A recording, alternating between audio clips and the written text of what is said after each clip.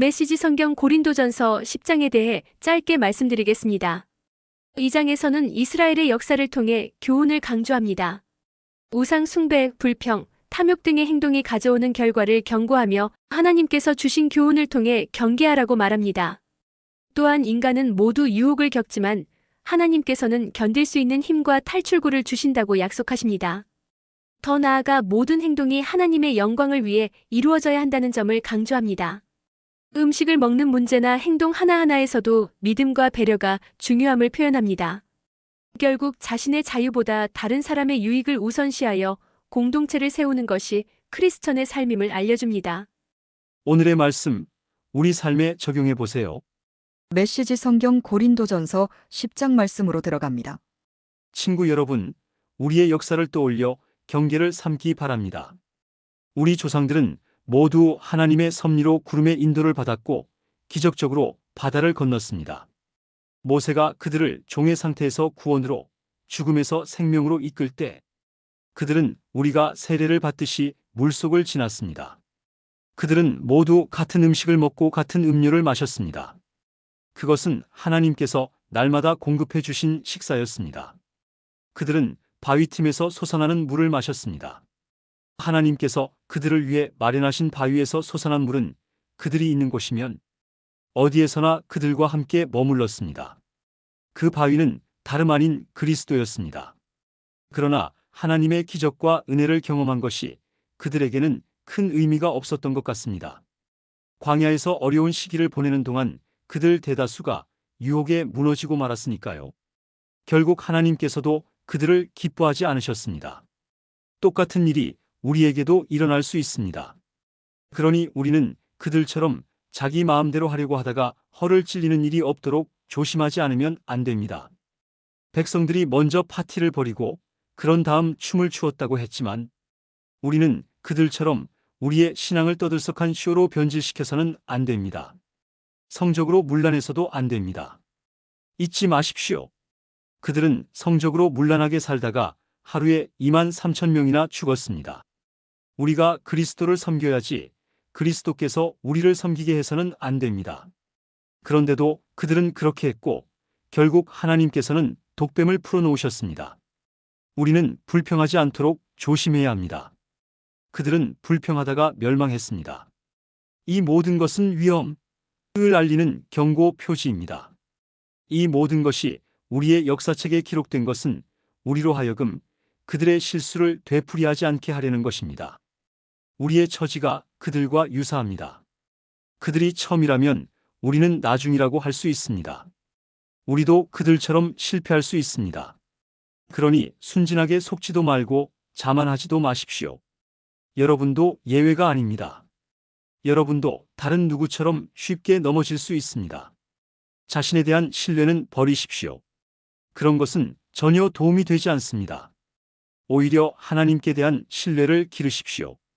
여러분의 앞길에 닥치는 시험과 유혹은 다른 사람들이 직면해야 했던 시험과 다르지 않습니다. 다만 여러분이 기억해야 할 것은 하나님께서 여러분을 포기하지 않으시고 여러분이 한계 이상으로 내밀리지 않게 하시며 그 시험을 이기도록 언제나 곁에 계시며 도우신다는 사실입니다.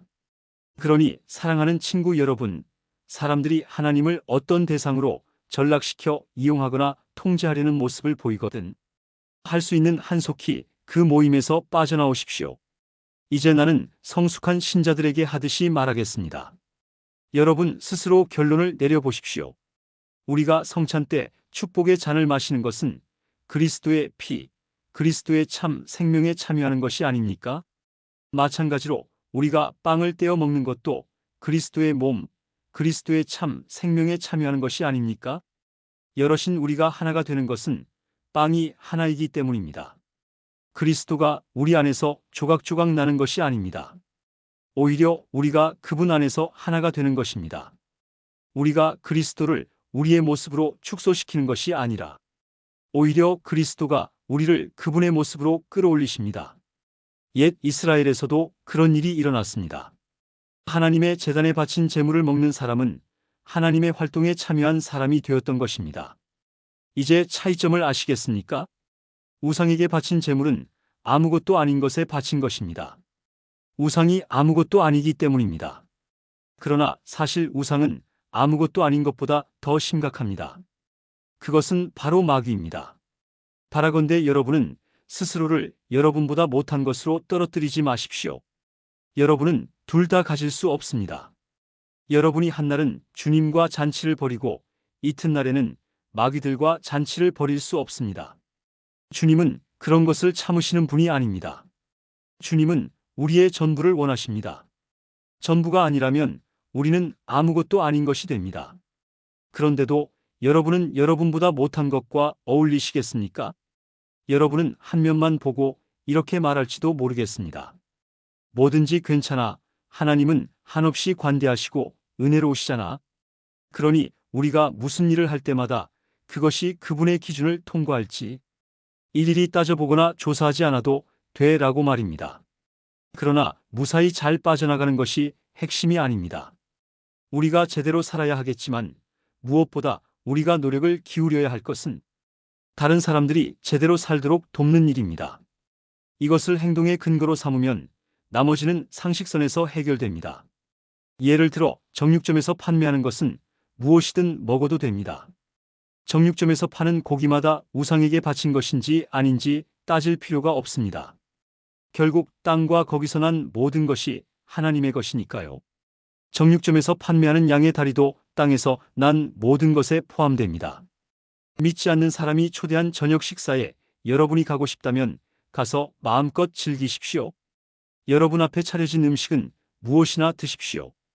여러분을 초대한 사람에게 차려진 음식마다 윤리적으로 깨끗한 것인지 일일이 추궁하듯 묻는다면 그것은 예의에 어긋난 행위이며 바람직한 영성도 아닙니다. 그러나 여러분을 초대한 사람이 일부러 이것과 저것은 우상에게 바친 음식입니다 하고 말해주거든 그 음식은 먹지 않는 것이 좋습니다. 여러분은 그 음식이 어디에서 왔든 개의치 않겠지만 여러분을 초대한 사람은 그렇지 않습니다.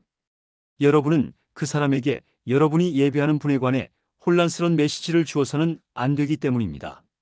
이처럼 특별한 경우가 아니라면 나는 속 좁은 사람들이 하는 말에 마음 졸이며 신경 쓰지 않겠습니다.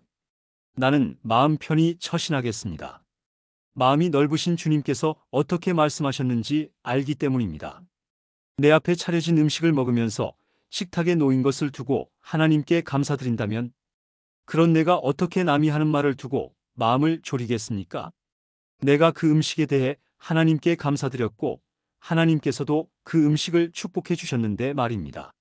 그러니 남들이 여러분을 두고 뭐라고 말하든지 신경 쓰지 말고 마음껏 드십시오.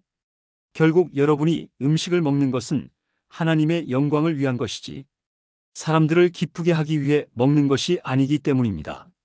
무슨 일을 하든지 그렇게 하십시오. 마음을 다하여 자유롭게 하나님의 영광을 위해 하십시오. 그러나 여러분의 자유를 지각 없이 행사하지는 마십시오.